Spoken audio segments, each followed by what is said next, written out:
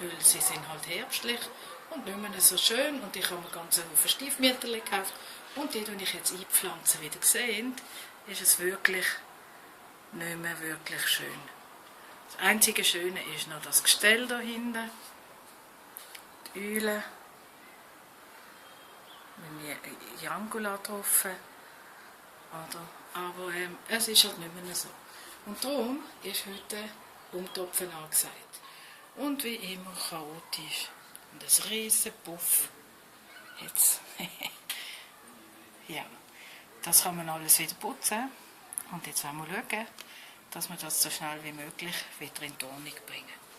Und dass es dann auch wieder ein bisschen schöner aussieht. Schaut mal, wie schön die leuchten.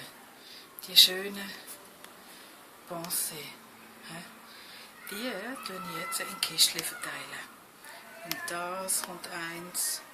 Und dann in das Vertrocknete da unten kommt noch. Und noch viel mehr. Vielleicht kommt auch hier noch eins drin. Wir werden es sehen.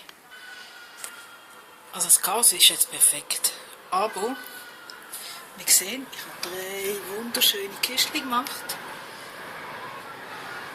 Und dann habe ich gemerkt, dass die Untersätze fehlen. Jetzt muss ich die schnell posten und lasse das riesen Puff.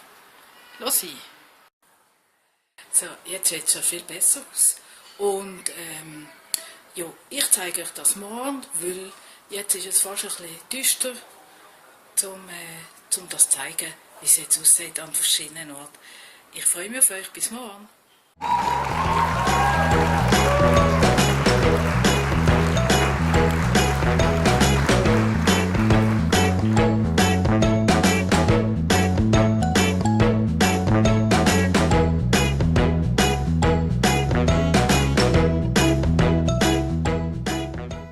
Guten Morgen. Ja, die Kistchen habt ihr ja jetzt gesehen und es geht weiter.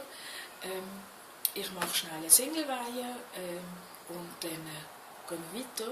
Wir haben noch ein bisschen Ausflug vor heute und es geht an den Thunersee und ihr werdet es sehen. Bis gleich. Dafür ist meine Singleweihe schon aus dem Ofen und sie schmeckt wunderbar.